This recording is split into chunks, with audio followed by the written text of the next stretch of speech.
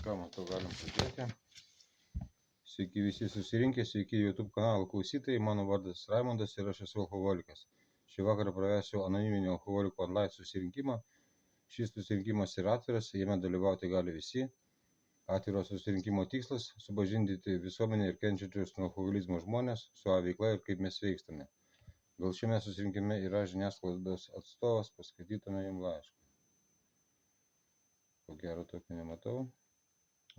Preambulė. Anoniminiai alkoholikai tai draugė vyrų ir moterų, kurie dalyjasi savo patirtimi, jėgomis ir viltimi, norėdami padėti savo ir kitiems sveikti nuo alkoholizmo. Vienintelė sąlyga būti draugijos nariu, noras mesti gerti. Anoniminiai alkoholikai nemoka nei stojimo, nei nario mokesčio. Mes išsilaikome iš savo pačių įnašų. Anoniminė alkoholikų draugija nesusijusi su jokiomis sektomis, tikybomis, politika, organizacijomis ar įstaigomis, vengia bet kokių ginčų, neremia jokių judėjimų ir jiems neprieštarauja. Mūsų pagrindinis tikslas būti blaiviems ir padėti kitiems alkoholikams pasiekti blaivybę. Ir ko nedaro? A. Neturi narių charakteristikų ar ligos istorijų. Neužsiima tyrimais ir jų nefinansuoja. Nenustato medicininių diagnozių.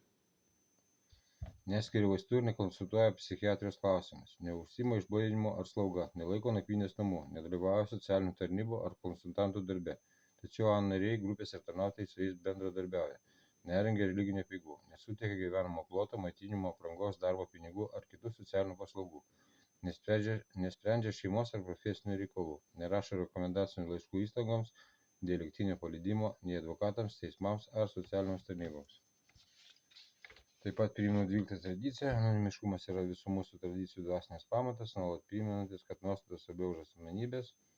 Todėl YouTube kanalui daromas tik garso įrašas ir prašom visų dalyvių nefilmuoti, neminėti kitų pavardžių ir saugoti tai, ką čia išgirsime.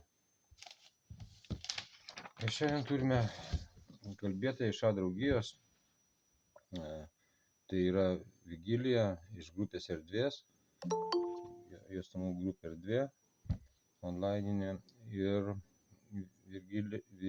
Vigilija sutiko pasidalinti tema viltis, tai labai dėkojame Vigilijai, kad sutikote šį gražų sekmadienį vakarą su mumis.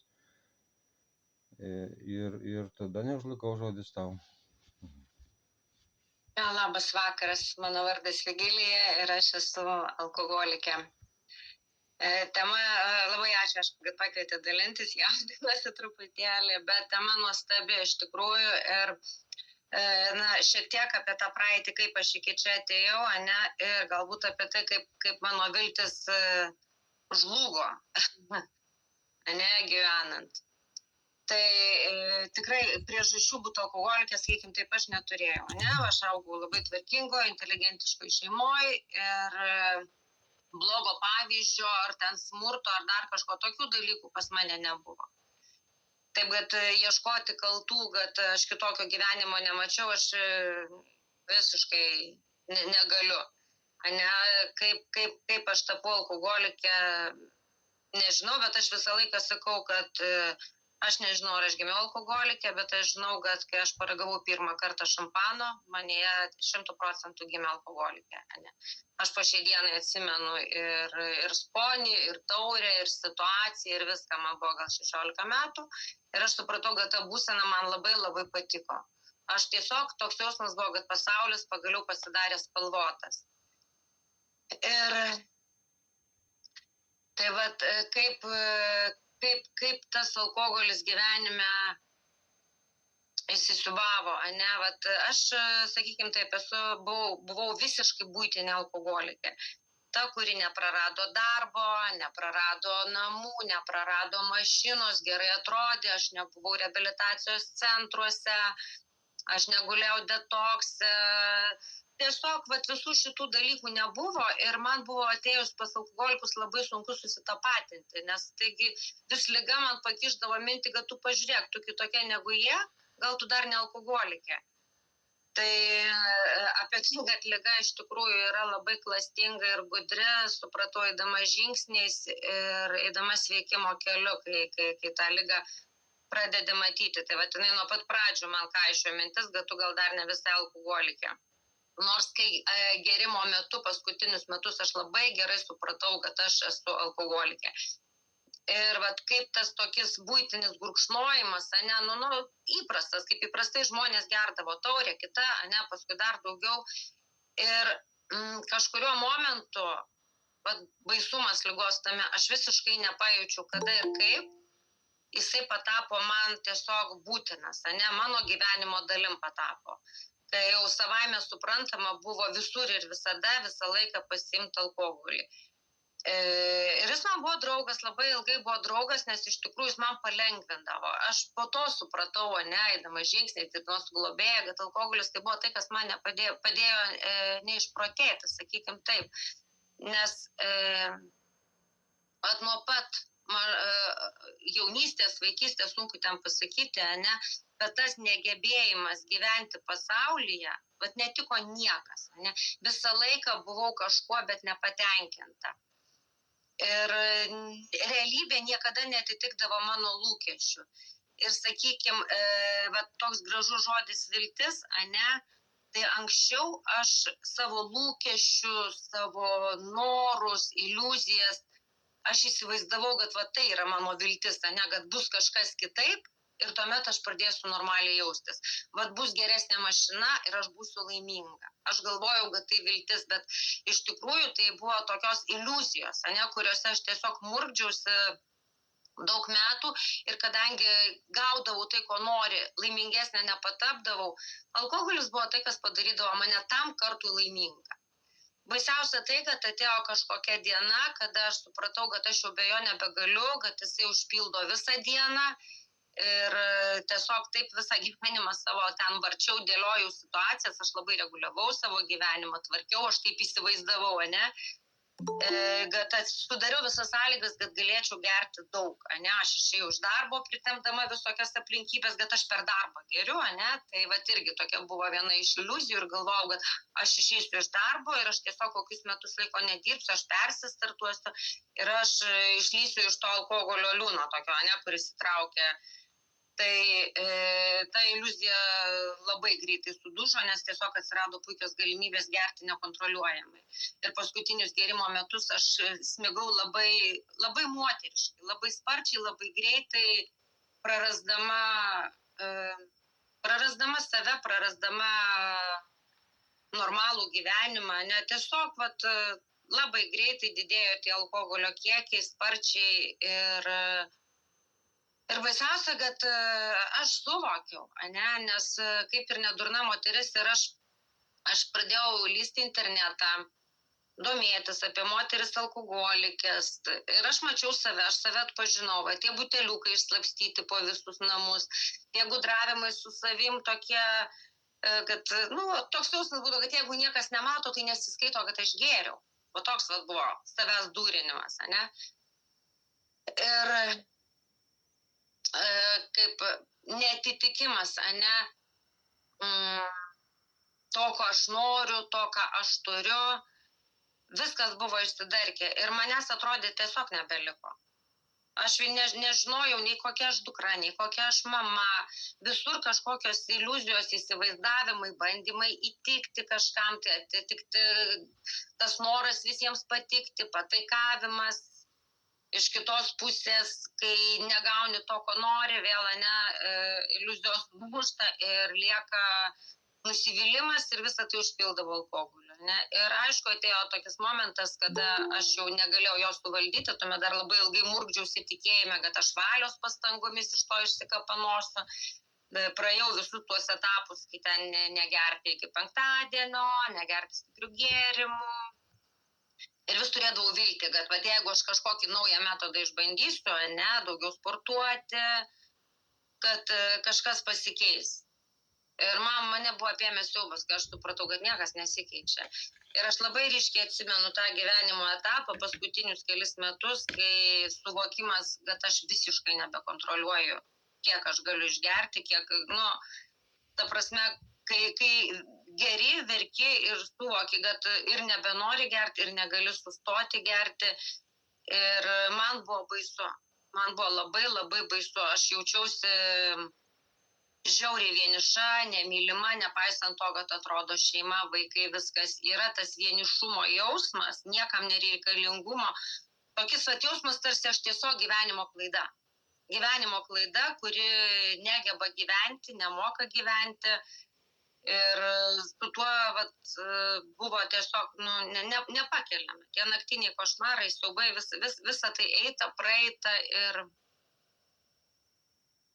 kažkaip tai vat, tuo etapu susiklostė tokia situacija, kad aš daug turėdavau vaikščioti ten po tokį parką ir nors šiaip žinokit, tas gyvenimas, kai pagalvoju, alkoholikės gyvenimas, aš net chronologijos normaliai neatseku.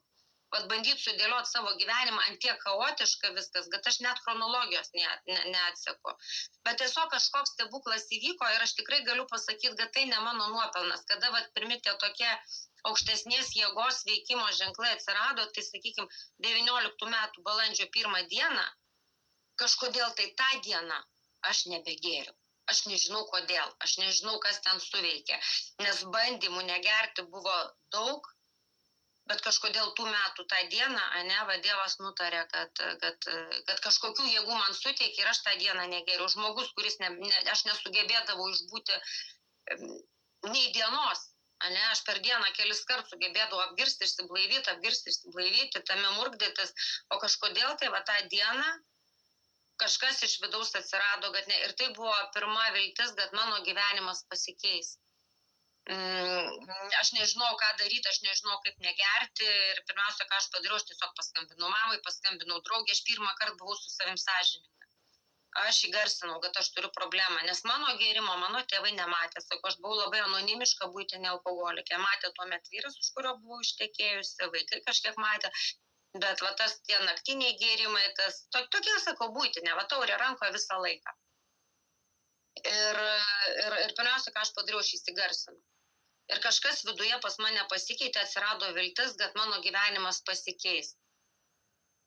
Ir mano yra patirtis tokia, kad aš išblaivėjau, aš iš tikrųjų išblaivėjau ir aš neatkritau po to.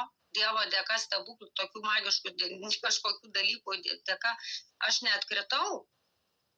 Ir metus laiko tą blaivybę man pavyko kažkaip išlaikyti visai, negaliu sakyti, kad nesunkiai, bet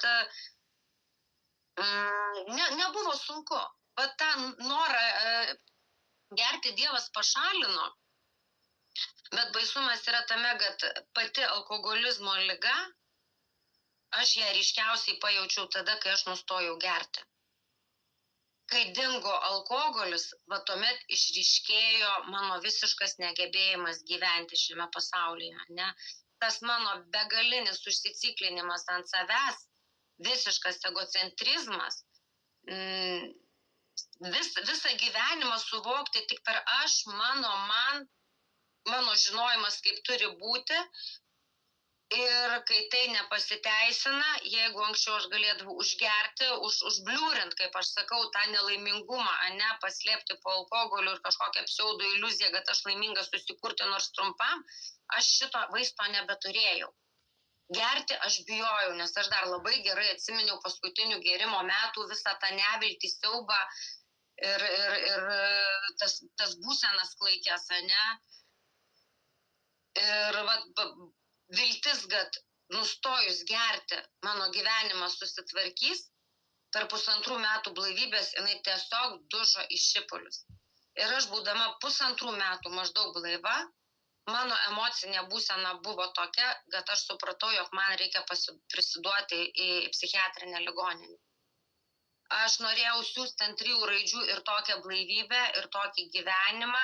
Aš buvau tiesiog totaliai nelaiminga. Kiekvieną dieną, kiekviename žingsnėje man viskas buvo labai, labai blogai. Tai buvo paskutiniai tokie momentas, kai viltis žlugo, jinai tiesiog dužo į visiškus šipulius. Aš sėdėjau apimta siaubo, ašgi nebegeriu. Ir kodėl man tai blogai? Man norėjosi vilkus taukti. Aš vis dar turėjau mašiną, aš vis dar turėjau darbą, kažkokių ligų baisių nebuvo, objektyvių priežasčių būti nelaimingai nėra nei vienos, o mano vidinė būsena tokia, kad aš arba pasikarsiu, arba uždarykit mane į psichuškę. Nes šitaip gyventi man kiekvieną dieną aš atsikeliu nelaiminga, pikta ir irzli, aš visą dieną vaidinu laimingą. kitiems, nes aš nuoširdi, natūrali, nemeluojanti būti nemokėjau. Aš visiems vaidinau, kad viskas gerai, o vidinė būsena buvo žiauri ir tragiška. Ir buvo antras etapas, kada aš verkiau, žliumbiau ir šaukiausi Dievo, nebūdama nei labai religinga, nei labai tikinti, aš tiesiog, kaip tik alkoholikė, net ir negerianti, aš šaukiausi Dievą. Tiesiog šaukiausi Dievo, sakiau, arba pasiimk, arba kažką tai daryk, nes aš išprotėsiu šitoj blaivybei. O gerti bijojau, nes aš supratau, jeigu aš pakelsiu pirmą taurelę, aš jau buvau internete prisiskaičiusi tos informacijos, kad jeigu aš pakelsiu pirmą taurelę, manęs laukia mirtis, kitaip nebus. Aš jau supratau tada, kad aš tikrai nesustosiu. Jau bandymų buvo daug praeita ir kažkoks suvokimas, kad galimybės pati sustoti ir gerti saikingai kaip normalų žmonės, aš neturėjau. Dar buvau knygos neskaičiusi, bet viduj man jau Dievas tą mintį kažkaip tai buvo pakišęs ir aš ją priėmiau, kad aš esu tas žmogus, kuris nemokės sustoti gerti. Ir tada Dievas, aišku, labai įdomiai jisai sudėliojo viską, kad žmogus, kuris buvo niekad nieko negirdėjus apie anoniminius alkoholikus, tik iš amerikietiškų filmų kažkur tai ten probėgšmis, kad yra kažkokie anoniminiai alkoholikai, visas mano žinojimas tuo ir pasibaigė. Bet tiesiog taip sudėliojo, kad aš sutikau vieną žmogų, kitą žmogų, per kuriuos aš atėjau pas anonimus. Ir pirmos grupės buvo kelios gyvos, o paskui prasidėjo karantinas. Ir iš tikrųjų, tas etapas, kai buvo karantinas, pas mane buvo skyrybos, buto pardavimai, labai daug visokių aplinkybių, dėl kurių aš kaip ir turėjau milijoną priežasčių išgerti. Bet Dievas, matyt, mane iš tikrųjų labai myli, nes jisai man siuntė žmonės, kuriems buvo nenusispjaut, kuriems rūpėjo. Jie tiesiog darė 12 žingsnį, jie skleidė žinią ir aš atėjau pas anoniminius alkoholikus į savo mylimą grupę Erdvę, internetinė grupė, bet joje tai buvo pirmos vilties užuomazgos, kad ir blaivybėje galima gyventi laimingai. Ir aš žingsnės esu praėjusi 3 kartus, Tai paskutinis kartas galbūt yra, kaip aš pasirinkau globėją, Kai į grupę Erdvė atėjo moteris, visiškai beprotė išprotėjusi, aš jau turėjau blaivybės, aš jau žingsniais vieną kartą buvau praėjusi, aš jau pati savo buvau labai, labai šustra. Ir į grupę atėjo moteris, naujai prisijungė, visiškai beprotė. Jinai dar man skambindavo, mes pasišnekėdavom, bet atrodė, galvoju, jetau, kaip jie sunku, kaip ten neblogai. O paskui jinai kažkaip trumpam dingo iš eterio ir aš supratau, nėjo žingsnį, paskui vėl po biškį grįžo ir aš pamačiau pasikeitimą. Kaip gali pasikeisti žmogus. Ir tiesiog praėjus žingsniais vėl pradėjo dalintis grupėje. Ir aš supratau, kad, nes aš po pirmo praėjimo žingsniais pas mane, vėlgi, visas gyvenimas tokiais etapais, kai viltis žlugo geriant, kai supratau, kad aš negaliu kontroliuoti gėrimo, visos viltis, kad galiu suvaldyti gėrimo kiekius, žlugo. Paskui, kai blaivybė 1,5 metų ir nieks nesusitvarkė, vėl viltis žlugo, kad gyvenimas susitvarkys išblaivėjus.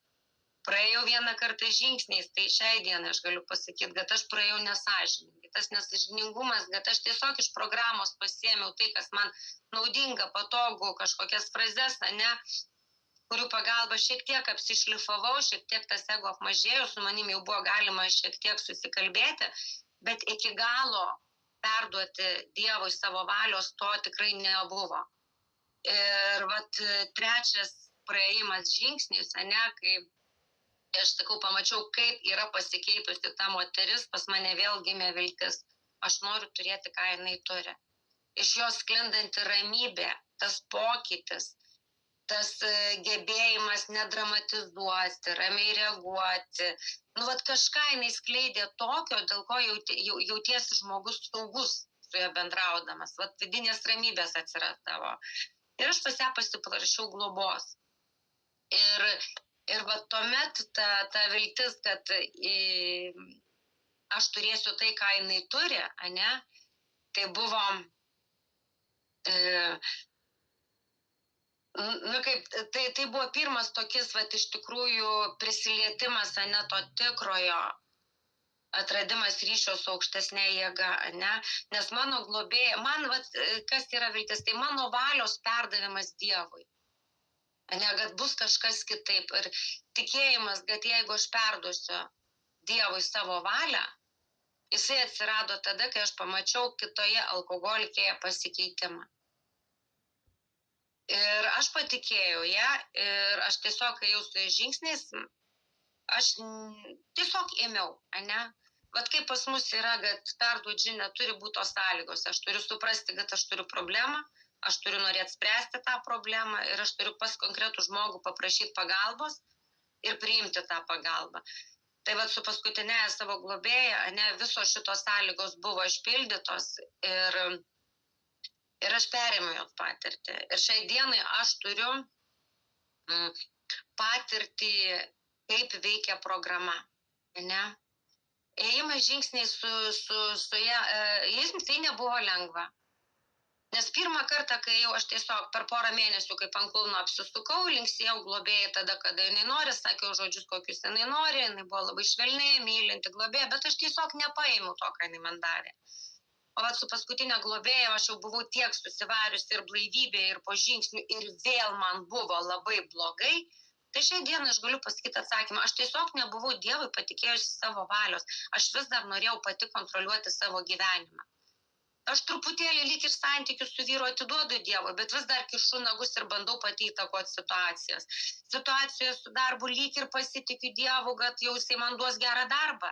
Ir vis tiek pati neršiu, bandau kažką pakeisti, priskaldau malkų ir vėl nepatenkinta tuo, ką turiu. Ir va tokį besąlyginį savo valios patikėjimą Dievui, kas tai yra, kaip tai galima pajausti, to nei pavadinsi, nei įvardinsi per atskiras situacijas, dirbant su globotinėmis, tai galima kažkaip tai išsigryninti. Bet taip atsisėsti ir pasakyti, kas tai yra, aš negaliu. Aš nežinau, tai yra vidinė būsena. Kaip mano globėja sakė, 90% programos tai yra vidinis darbas. Ir kai aš jį iš tikrųjų su globėja dariau sąžiningai, dariau nuosekliai, man buvo sunku, aš pykau, man nepatiko tai, ką sako globėja, aš nervavausi, nes reikėjo elgtis visai kitaip negu įprasta. Aš nebegalėjau kontroliuoti situacijos. Bet atėjo patirtis, atėjo pirmosios patirtis, kaip per baimę, nes buvo labai daug baimės. Jeigu aš, ką reiškia, atiduosiu Dievui, o tai kaip taip, tai kas aš tuomet būsiu, tai kas iš manęs liks, tai kaip tai pinigus atiduoti Dievui, nes buvo labai sunku paleisti finansus. Labai pasitikėti Dievu, kad tiek, kiek aš turiu, tiek man ir pakanka. Kol aš bijojau, aš neturėjau nei darbo, kuris man patiktų, man pinigų trūko. Tai aš tiesiog vieną dieną pervargusiu nuo tos kovos ir nuolatinio nepasitenkinimo. Kažkoks vidinė būsena, aš tiesiog atidaviau, ne? Pradėjau elgtis taip kaip iš čia ir dabar, gyventi čia ir dabar. Šiai dienai iš bado nemirštu, gyventi turiu kur ir tiesiog darau tai, kas man priklauso. Einu į darbą, stengiuosi jį kuo geriau atlikti, grįžus namo darau valgyti ir išlindau iš to užsiciklinimo, kad man mažai pinigų. Ir viskas susiklostė. Ir taip aš pajaučiau pirmuosius ženklus, kad Dievas mano gyvenime veikia. Santykėje su vyru, ne? Tuomet, kai aš pajaučiau tą, kad Dievas iš tikrųjų veikia, tuomet atsirado pirma tikroji reali viltis, kad tai veikia, kai paleidi, tai pradeda veikti, kai iš tikrųjų atiduodi Dievui. Bet pradžioje buvo sunku, barnis su vyru, aš tikra alkoholikė, jeigu aš būsiu nors kiek teisi jausiuosi, aš ginčysiuosi, mirsiu, bet nenusileisiu. Ginčysiuosi iki paskutinių, globėja man ramiai, užsičiauk, bet maldelė, Dieve, viena ranka apkabink, o kita užčiauk. Ir aš taip pirmą kartą, tas tokis, pykstu ant vyro, norisi apstaukti, apriekti, sėdu į mašiną, išvažiuoju ir miške išsirėkiu, išsipykstu, namo grįžtu ir dar atsiprašau. Blemba, tai suveikia. Vyras į mane žiūri su meile, su tokiu kažkokiu visai kita emocija. Ir vat per tokias mažytės patirtis, nesibarti su vyru, nekelti balso ant vaiko, nevaikščiok persukta fizionomija darbe, jeigu kažkas nepatinka. Mažutės patirtis, tai, ko aš nemokėjau daryti. Aš pradėjau daryti tai, ko aš niekada nedariau ir nemokėjau daryti. Tiesiog atiduodu, gyvenu čia ir dabar, skambinu globėjai su situacija, jinai man duoda rekomendacijas, kaip reikėtų elgtis pagal dvasinius principus. Ir aš tiesiog pradėjau taikyti dvasinius principus. Nuolankumas, pakantumas, kantrybė, su meilė eiti į žmonės, su meilė į darbą. Nekariauti, paprasti tokie, sąžiningumas, nemanipuliuoti. Pradėjau stebėti save, taikyti 10 žingsnį, daryti tuos dalykus, jūs sakau, pradžioje buvo labai sunku, alkoholikės charakteris pramuždavo, bet kai aš pamačiau rezultatą, kai aš pamačiau, kad tai veikia, kai aš elgiuosi kaip žmogus, kaip mano pirma globėja sakė, tai tiesiog 12 padarau žmogaus taisyklių, nieko daugiau. Tik man kaip alkoholikiai tai buvo labai labai sunku priimti, aš antiek esu užsiciklinusi ant tavęs, tiek tos puikybės, susireikšminimo, noro būti centrinė, kad nors kiek pasitraukus į šalį, man atrodydavo, kad aš apvogta, iš manęs atimta. Bet aš neįrodžiau, kad aš teisi ir aš vaikštau nuskriausta. Man nedaduota kažko tai, aš net nežinau ko, bet man žiauriai nedaduota. Ir aš išsivadavau iš tos nedaduota būsenos. Ir aš pradėjau gauti pirmuosius rezultatus. Ir kai atsirado žinojimas, kad aukštesnė jėga jinai veikia, pasidarė lengviau taikyti dvasinius principus, atsirado ne tik tikėjimas Dievu. Tikėjimas Dievu atsirado klausant kitų anoniminių alkoholikų patirtis, matant, kaip žmonės susitvarko, tikėjimas buvo, bet pasitikėjimo Dievu, atidavimo jam, jo nebuvo. Ir kai tik per skausmą, nes aš atiduodu kažką iš rankų, paleidžiu tik tada, kai man labai labai skauda, kai aš jau būnu visiškai sumurkdyta pyktyje, neviltyje, konfliktuose, ašarose, skausme kažkokiam, savigailoje. Kol tame neišsimurkdydavau, man būdavo labai sunku paleisti situaciją. Turėdavau visiškai kaip simurkdyti. Kaip mano globėja vieną kartą sakė, nori toj savigailoj kuistis, būk. Sako, ką aš tau padarysiu. Būk, kol atsiras susitaikymas, kad šiai dienai situacija yra tokia, kokia yra.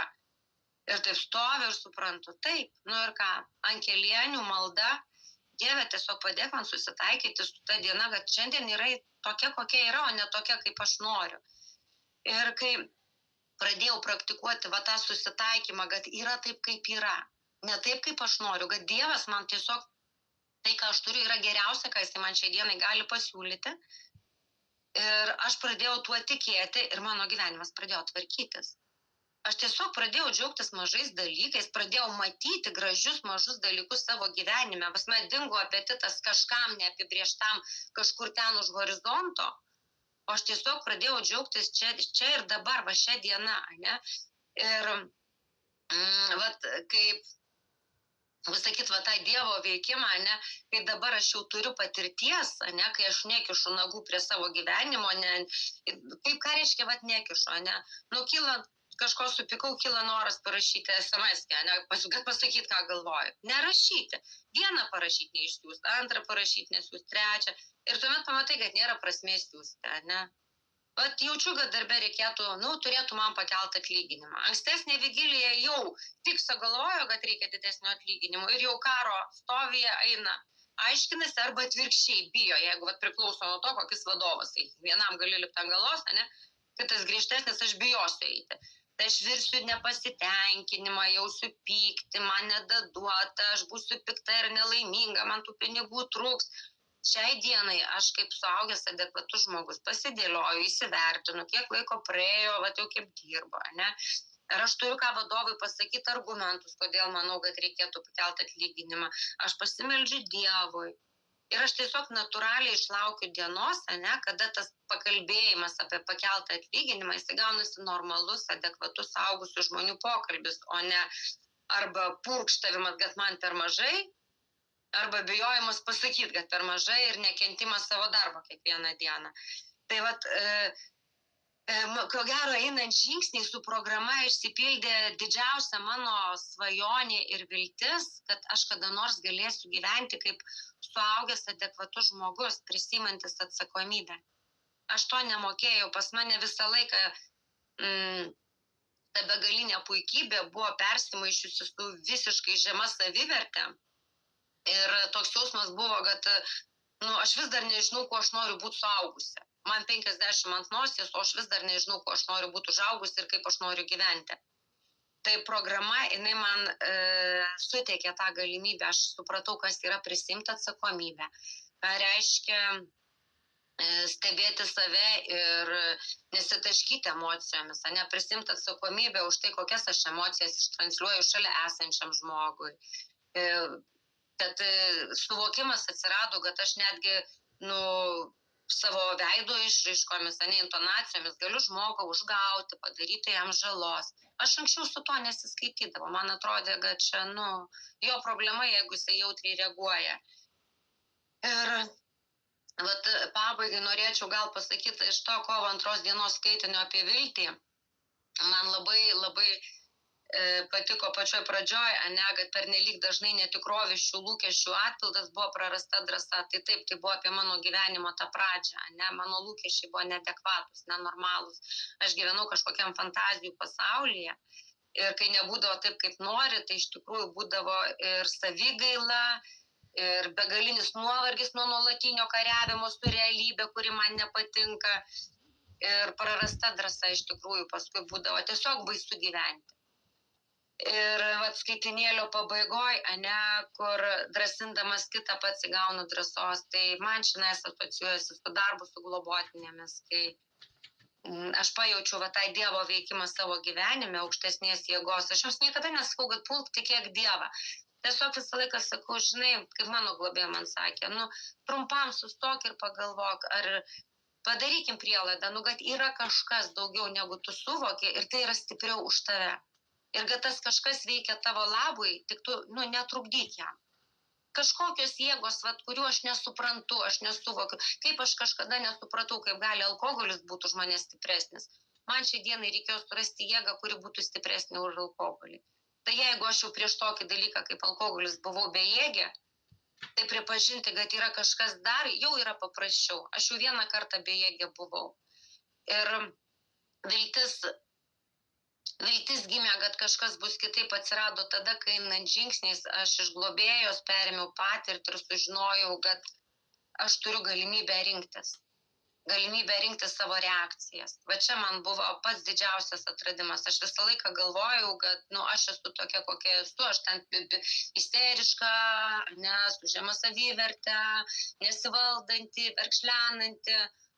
Einant programa, einant žingsniais, aš supratau, kad aš turiu jėgų rinktis, galimybę rinktis. Va čia ko gero pati didžiausia viltis, kad gyvenime daug kas gali būti kitaip, negu aš įsivaizdavau. Ir šiai dienai viskas yra gerokai geriau. Ir ta vidinė jėga, atsiradusi, kai atradau ryšį su Dievu, jinai yra daug didesnė už baimę. Ir šiandien aš tikrai kiekvieną dieną po kelis kartus išgyvenu ar baimę, ar galbūt ne tiek baimę, kiek nerimą. Ir aš suprantu, kad nedidelė maldelė priklausomai nuo situacijos, jinai tą baimę pašalina, tą nerimą pašalina, atsiranda tiesiog pasitikėjimas tuom, kad tai, ką aš šiandien turiu, tai yra geriausia, ką aš galiu turėti. Ir man belieka džiaugtis gyvenimu, o jau jeigu visai ten sumurgdo kokia savigaila ir nerimas, užtenka sustoti ir pagalvoti, Vigilija, šiaip tu šiai dienai turėjai būti girta, patvory, o greičiausiai dar ir negyva. O aš turiu darbą, aš turiu nuostabų vyrą, aš turiu tikrai namus turiu, aš viską turiu, man kiekvieną dieną gyvenimas teikia džiaugsmą. Tai tiesiog labai esu dėkinga, kad yra programa, kad yra anoniminiai alkoholikai ir kad Dievas mane tą, kaip man sakė, velnio neštą ir pamestą Vigiliją vis tik pakėlė, pastatė ir pasakė eik ir aš nepabijojau paimti iš kitos alkoholikės patirtį. Baimės buvo labai daug, aš nežinojau, kas laukia. Aš labai bijojau Dievui atiduoti savo valią, nes aš tiesiog nežinojau, kas laukia. Ir aš laikiausi įsikabinusi į tą seną gyvenimo modelį. Viską reikėjo išplėšti, santykius su vaikais, darbą, santykius su vyru, pinigus, viską reikėjo tiesiog per jėgą, per ašaras, per baimę. Už tai sakau, tai tikrai nebuvo lengva, einant paskutinį kartą žingsniai. Pusmetis buvo sunkus. Tai kol atsirado tikrasis pasitikėjimas Dievu, bet šiai dienai aš kai tą atradau ir pamačiau, kaip to aukštesnė jėga veikia, beje, aš tuomet pamačiau, kad jinai ir anksčiau veikia, kažkokių ženklų nenorėjau matyti. Buvo pilna situacijų, kurios rodė, kaip Dievas mano gyvenime veikia. Tokia paprastutė, ne, vaikui buvo nubentukai, jam ten alerginė reakcija ir mus paguldė į ligoninę. Tai mes ten pragulėjom gal 5 dienas su mažyliu, ne? Ir pirma mintis gulint ligoniniai man buvo, Dieve, kaip gerai, kad mes šiandien užsidarė, aš esu atskirta nuo alkoholio, man nereikės gerti. Ir man ta mintis nepasirodė kaip perspėjimas. Atšauna tokia mintis, ačiū Dievui, kad aš su vaiku ligoninė, man tai kaip sanatorija nuo gėrimo. Bet aš vis tiek nepagalvojau, kad Dievas man siunčia ženklą, kad moterė, tu akivaizdžiai per daug geri, jeigu tau buvimas ligoninėje, tai yra poilsis. Aš iš tos ligoninės išėjus, paskui dar 7 metus tvarkingai gėriau. Aš nemačiau tokių ženklų. Kaip per vaiko gimtadienį mamytė kokia prieina ir sako, o jau jubiliatės mamytė jau apšilusi. Aš nusijuokdavau, ir nesupratau, kad, tai ženklas, jau tau žmonės sako, kad tu vaiko gimtadienį ateini su papeliu. Aš nemačiau to. Tai, gražina, Dievas atmintį po truputėlį gražina ir šią dieną iš tikrųjų aš labai dėkinga, kad yra jūs, kad yra galimybė sveikti ir kad kita alkoholikė rado laiko ir kantrybės perduoti man savo patirtį, savo žinią. Ir labai dėkinga Dievui, kad jis man suteikė tą galimybę pasinaudoti ir suteikė drąsos eiti šituo keliu. Tai va, gal yra kokių klausimų. Dėkui labai, Vigilija, tikrai išsamiai, įspūdingai ir jo, daug ką pamastyti. Tai prašau, užduokim klausimus, išnaudokim laiką.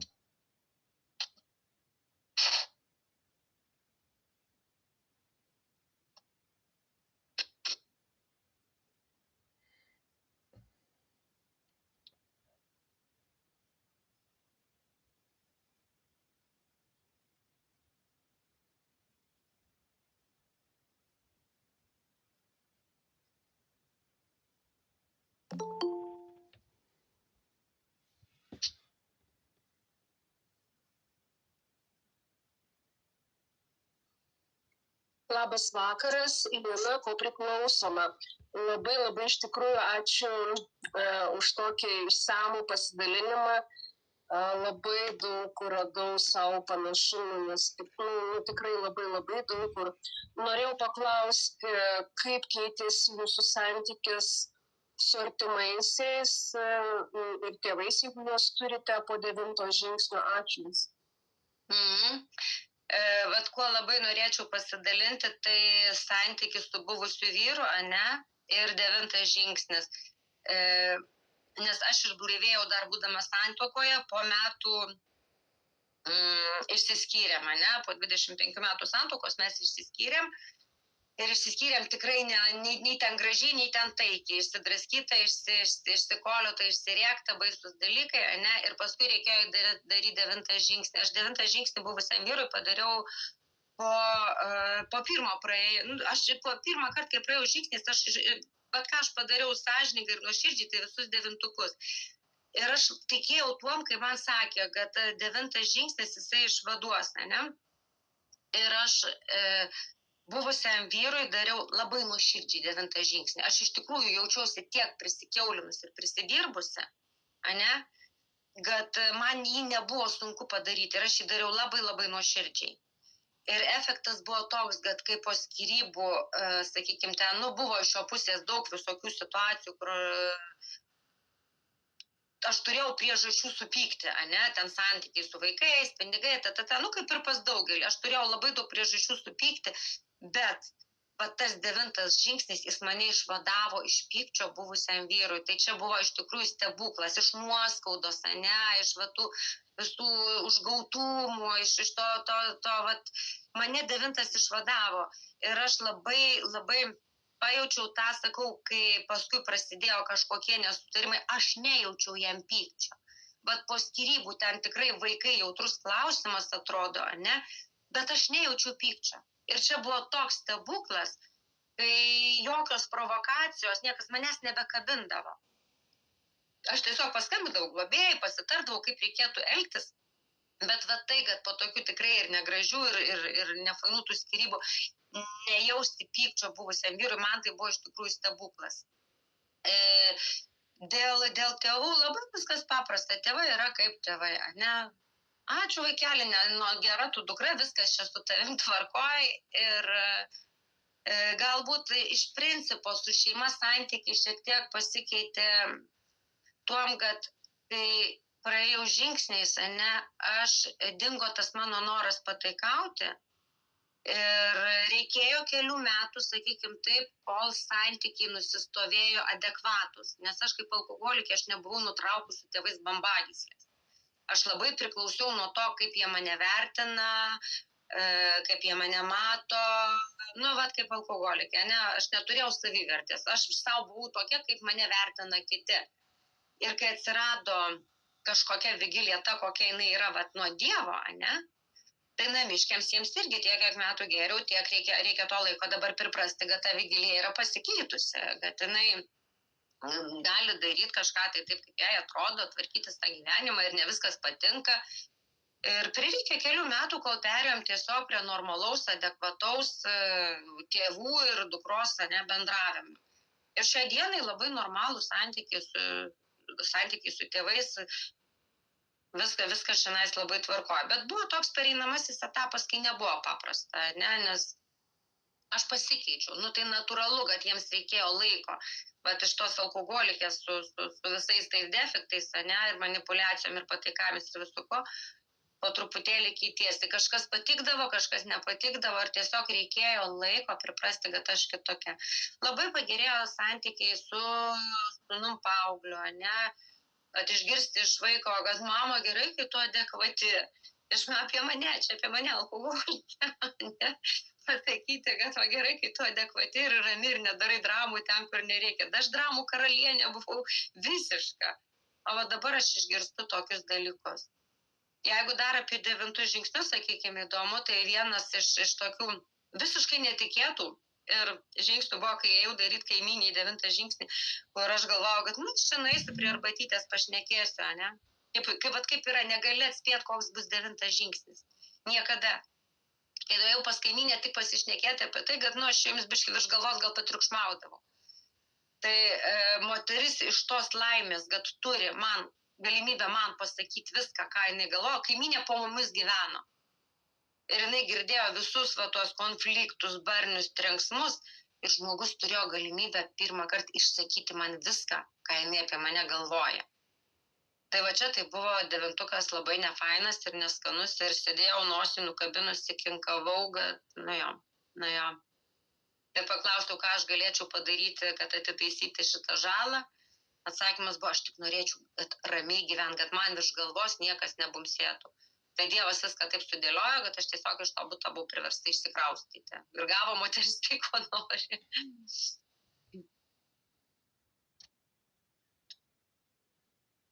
Tai va. Ačiū labai. Prašau, klauskime dar. Dėkui, Linai.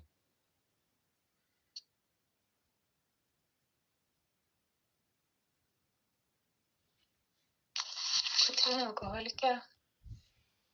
Ačiū labai pasidalinimą. Jeigu nemaišau, tai lyg ir minėjai, kad 3 kartus ėjai žingsniais, tai gal galėtum papasakoti, kaip priėjai prie tų sprendimų pakartoti žingsnius, ar kuo skiriasi tie kartai tau? Ačiū. Ačiū už klausimą. Iš tikrųjų, pirmas kartas tai buvo labai buvo paprasta. Kai aš pradėjau, atsirado pirmieji anoniminiai alkoholikai mano gyvenime, ne, pirmi žmonės, su kuriais susipažinau, anoniminiai alkoholikai, reikėtų ateiti pas mus. Aš ačiū Dievui, kad man niekas nepasakė, jog aš turiu galimybę rinktis, eiti žingsniais, neeiti žingsniais, ten kažkokios 90 dienų kažkur slampinėti, kažko ieškant. Man labai gražiai pasakė, visi, kas ateina, žinok, eina žingsniais. Ir čia prasidėjo karantinas ir tų gyvų susirinkimų nėra, o žingsniais reikia eiti, nes man pasakė, žinok, visiems reikia eiti žingsniais, kai ateini į anoniminius alkoholikus. Gerai, iš kur man globėją gauti. Ir tiesiog davė kontaktus vienos moters, ne, aš ją pasiskambinau ir praėjome mes tai žingsniukais. Ir sakau, viskas buvo labai gerai, labai šauni globėja ir jinai man labai daug patirties perdavė, bėda, kad aš ėmiau tik tai, kas man buvo patogu. Tai buvo tas variantas, kur dalinės priemonės nepadeda, o aš taikiau dalinę. Truputį patyliu, mažu bariuosi su vyru. Šiek tiek pasimeldžiu, kartais nuo karto nueinu į grupės. Žingsniais ir įdedu telefoną, bet taip neskubo jau ten reklamuotis, kad aš šiandien globėja galiu būti. Nu, tiek, kiek man patogu, kiek naudinga. Kad darbe mandagesnė, ne ten kažkur tai biškai apšvelnėjo, apsišlifavo tas charakteris, jau nebuvau tokia kyplėša ten pajodžarka. Bet vidinės būsenos, tikrojo atidavimo savo valios Dievui, jos nebuvo. Aš tikėjau, bet iki galo nepasitikėjau. Vis dar kaišiodavau rankas ir nuolankumo, tiesiog besąlyginio nuolankumo prieš dvasinius principus jo nebuvo. Kur man patogu, aš eidavau su meile į žmonės. Kur nepatogu, aš taikydavau, kaip mūsų knygoje parašytas tas aktorius. Ne manipuliacijomis vis tiek bandau sudėlioti taip, kaip man atrodo, kad bus geriau. Aš dar turėjau labai daug žinojimo, kaip turi būti. Ir tai davė rezultatus, pasiekmes, ne rezultatus. Ta prasme, aš vėl buvau nelaiminga, aš vėl irzli, nes vis tiek nei tas vyras toks, kaip aš noriu, nei tų pinigų tiek, kiek aš noriu, nei tie vaikai su manim bendrauja taip, kaip aš noriu, o realybės priimti vis dar nemoku. Nuolankumo nėra, kantrybės nėra, ne? Ir aš pasiprašiau pas kitą anonimę eiti žingsniais ir mes su jie atėjom iki 9 žingsnio, o ten tiesiog taip atsitiko patirtis. Jos patirtis gal nelabai man tiko, taip buvo. Ir 9 žingsnė mes su jie tiesiog išsiskyrėm, taip susiklostė. Ir 8 ar 9, nenoriu šią detalių pasakoti, bet taip kartais būna. Ne? Aš tikrai ją jaučiu dėkingumą ir pagarbą, bet aš likau pusiaukelėje. Taip, ėjus, praėjus, bet be globėjos realiai. Ir tuomet, ir vėl pasiekmės. Aš nemoku gyventi, nes aš nepraktikuoju dvasinių principų, aš nedarau to, ko reikia, aš gyventi nemoku. Vėl atsiranda irzlumas, nepasitenkinimas, nuotaikos, pakeltas balsas, papsichavimai, baimės, ne? Ir čia pat savigailos, ašgi praėjau žingsniais, aš viską darau, kodėl aš nelaiminga. Da nieko aš nedariau taip, kaip reikia. Vieną koją darau, o kitą koją nesąmonės darau. Ir tuomet pamačiau tą moterį, kurios patirtis, tiesiog priblaškė tas pasikeitimas. Aš net nežinau, tuomet net nemačiau, aš tiesiog važiuodama mašinoje, man ta baimė, kad aš labai bijojau likti be globėjos. Iš tikrųjų, aš labai bijojau, nes aš jaučiau, kad kai pradžioj to įsveikimo be globėjos labai sunku. Man reikėdavo tos galimybės kartais pasiskambinti, įvardinti situaciją, kad man parodytų, kaip mano liga veikia. Ir pasiprašiau pas ją globos. Tai o 3 kartas tai buvo labai, labai eita iš tikrųjų, griežta mano globėja buvo, sakykim taip. Su jie ten jau nepamanipuliuosi ir galva nepalinksėsi. Iš tikrųjų buvo ir nepatogi, ir griežta globėja, ir jinai nepabijojo būti, kaip aš sakau, nefaina, ta prasme, man baksnoja, kokia aš ligonė. Rodo man mano egoizmą, rodo man mano defektus. Aš į situaciją pasakoju, koks mano vyras šmikis, kaip jisai su manim negražiai elgėsi, o jai visai neįdomu apie tai klausyti. Ne, mes pasižiūrėkim, kodėl tu taip nesveikai reaguoji, ko tu iš to savo vyro nori. Sako, myli tave ir myli, ir viskas, atstok.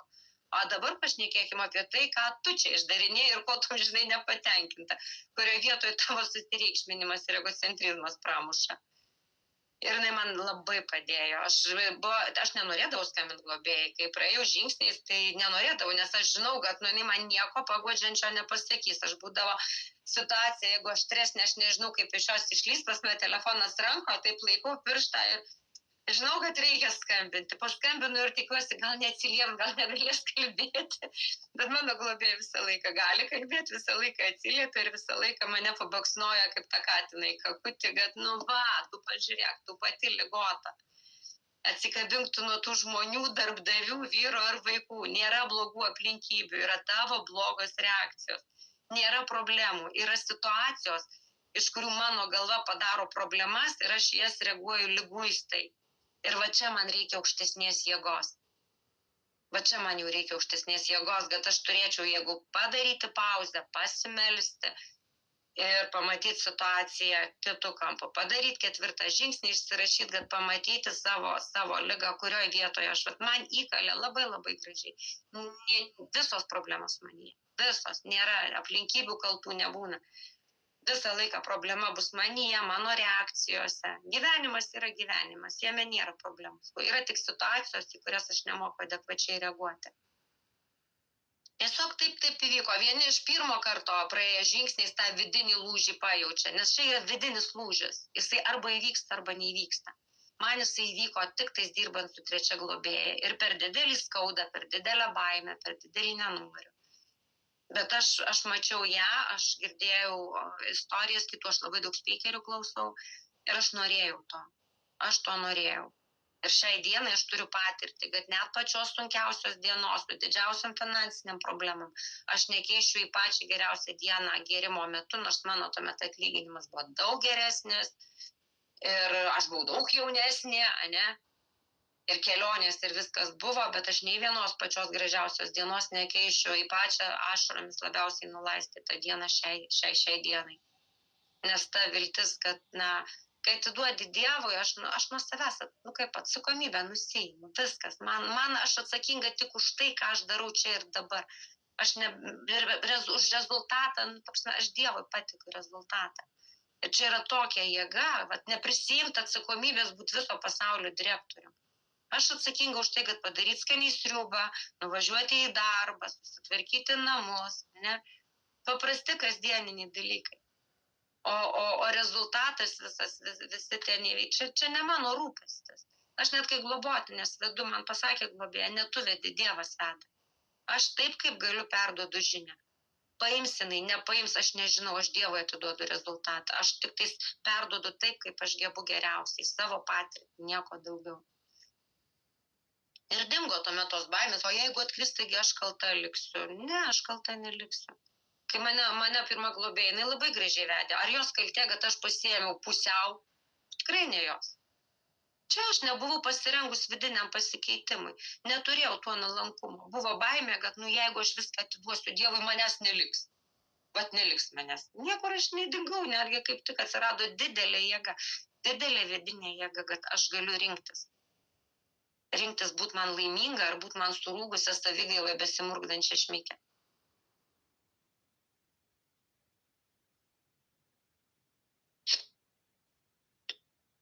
Tai va, ar dar yra kokių klausimėlių?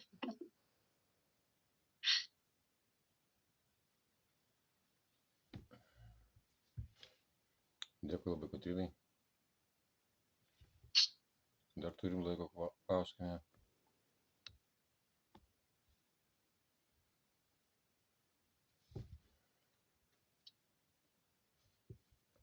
Nes jeigu dar apie tuos žingsnius, kodėl ėjau, tiesiog kiekvieną kartą būdavo ta būsena, kai aš nebegalėjau gyventi pati su savimi. Man pačiai su savimi būdavo sunku gyventi. Ar tai buvo blaivybė, ar tai buvo, tai jau buvo blaivybė, taip, nes pirmą kartą jau būdama 1,5 metų blaiva, bet visi tie 3 kartai būdavo jau ta būsena, kai aš vėl nebegaliu gyventi pati su savim. Pačiai koktu nuo savo reakcijų nesveikų, nuo perdėto nesveiko protų nesuvokiamo jautrumo, nuo noro murkdyti savigailoje, o jeigu iš to išlys nebūdavo.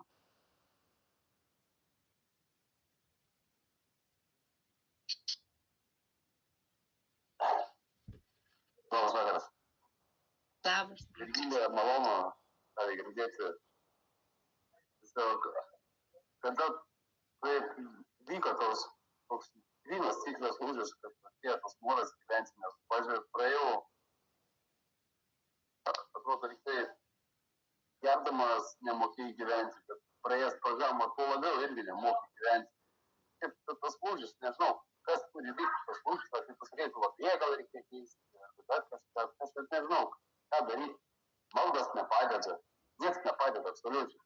Tai eini žemyn ir dar daugiau eini žemyn. O ne geryn, ne aukštyn, nes 9 žingsnį darai ir kitas, bet viskas blogis, absoliučiai. Supratau. Kaip sakykime, vidinis tas lūžis, tai įvyko tada, kai aš pajaučiau pirmus rezultatus apčiuopiamus savo gyvenime, net tai yra būsena. Vat pats paprasčiausias dalykas, susivaram pavyzdžiui su vyru, ne? Gali būti jisai iš tikrųjų neteisus. Nebūtinai aš visą laiką neteisė. Jam bloga nuotaika, ir kažką jis užkabino, piktai pasakė, ir ankstesnį aš būtinai turiu atgal drėptelt, atsakyti, arba apsiverkti, pamanipuliuoti, kad koks tu blogietis. Ir aš pirmą kartą pasielgiu kitaip. Aš tiesiog ateinu ir vyrui pasakau, nepyk, aš tau dabar prišnekėsiu daug nemalonių dalykų. Todėl aš išeinu iš namų, ne tam, kad tave užgauti, nubausti, o tam, kad neprišnekėti tau nefainų dalykų. Aš išeinu iš namų, aš paskambinu globėjai, mes su ja pasikalbam, tą situaciją, jinai man duoda kažkokias rekomendacijas, 4 žingsnio malda, ne, kad viešpatie padėk man pamatyti, kad, tas žmogus šiam momentu yra pažįstas dvasinės ligos. Pirmi tie momentai, kai aš pradėjau elgtis kitaip, negu esu anksčiau įpratusi, nepasiduoti tai pirmai reakcijai. Ir aš gaunu rezultatus. Jeigu ankstesnį aš vis tiek lipdavau vyro ant galvos, lesdavau smegenis, kodėl tu man tai pasakei, kodėl tu man tai padarai. Aš atgal gaunu ką? Žmogų kaltinu. Jis ginasi, jis atgal man duoda tą patį. Ir mes galim suėti iki konflikto parai laiko. O pirmą kartą man labai sunku buvo išeiti pro duris, nepasakius visko, ką aš jam noriu pasakyti. Fiziškai sunku buvo, bet aš paėmiau ir padariau. Tiesiog išėjau, pasimeldžiau, buvo, sakau, realiai sunku. Pradžioje išvažiuodavau mašiną, rėkdavau tą visą pyktį, nuoskaudą, kaip čia su manim taip. Bet aš grįžus namo, aš gaunu rezultatą. Vyras apsiraminęs, apsikabino, pabučiavo, padėkojo man už kantrybę. Padėkojo už tai, kad aš neužkibau ant kažko tai.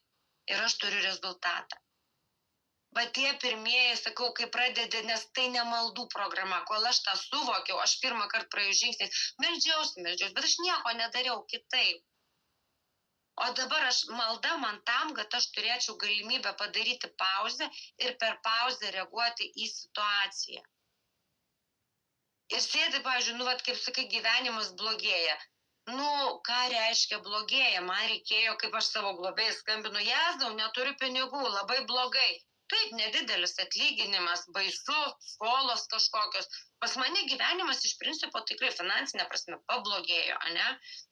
Daug ten aplinkybių, kurias paėmus objektyviai, jos yra blogesnės.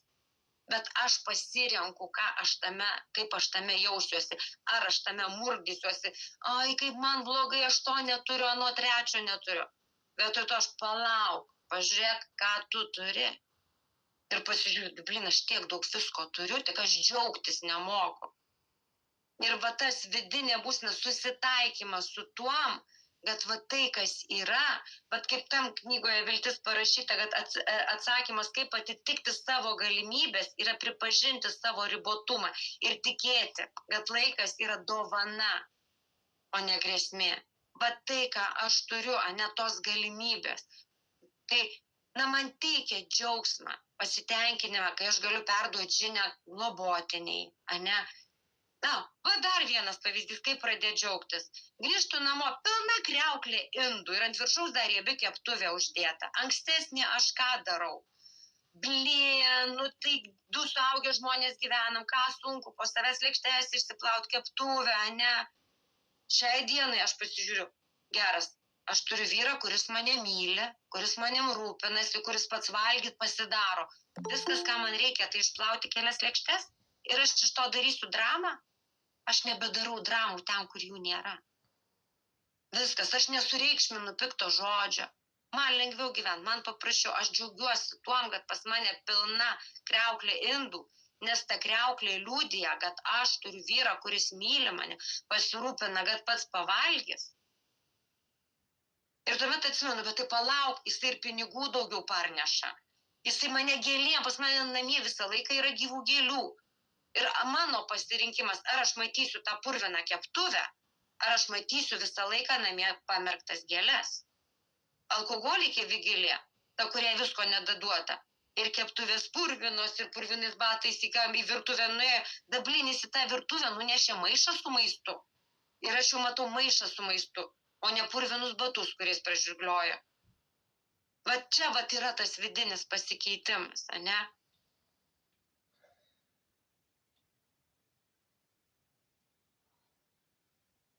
Mano, pavyzdžiui, šiai dienai važiuojant į darbą, pagrindinė malda yra Dieve, padėk man šiandien neieškoti, kas man mano darbe nepatinka. Kiekvienam darbe galima rasti kažką, kas nepatinka. Sveiki žmonės, jie tai priima natūraliai. Kai aš pamačiau, kad sveiki žmonės, jie pabamba būna, bet jie priima natūraliai. Kiekvienam darbe rasti, kas blogai. Aš kaip alkoholikė, aš per 2 metus pakeičiau 4 darbus, nes man visuose buvo blogai. Kol man atėjo supratimas, ne darbai kalti, aš pati turiu požiūrį pakeisti. Ir staiga aš dirbau 1,5 metų. Aš baisiai, man labai patinka darbas. Aš džiaugiuosi kiekvieną dieną darbu. Bet tam, kad aš juo galėčiau džiaugtis, aš turiu kiekvieną rytą važiuodama į darbą pasimelsti Dievą, padėk man šiandien neieškoti, kas blogai, nes mano galva ligota. Aš atsikelsiu, jeigu man skaudės nugarą, aš blogai jausiuosi, aš pirmiausia pradėsiu ieškoti, kas yra blogai. Ir aš kiekvieną dieną turiu pradėti nuo to, kad aš primenu savo, jog aš esu alkoholikė, mano reakcijos nenormalios, aš nemoku matyti gerų dalykų. Aš matysiu tą šaukštą deguto, bet nematysiu kibiro medaus. Ir murdysiuosi tame degute, nenorėdama matyti, kad yra gerai. Dėkui labai Aleksandrui, dėkui visiems, gaila, bet laikas išseko jau mūsų. Taigi dėkojame Vigilijai, dėkojame Ačiū dalyvavus, Jums už galimybę. dėkojame uždavusius klausimus, taip pat YouTube kanalo klausytojams, džiaugu, kad mus randate, tai prenumeruokit mūsų kanalą ir išgirskite daugiau apie sveikimą ir patirtis. Šiandien su jumis atsisveikiname, iki kito sekmadienio.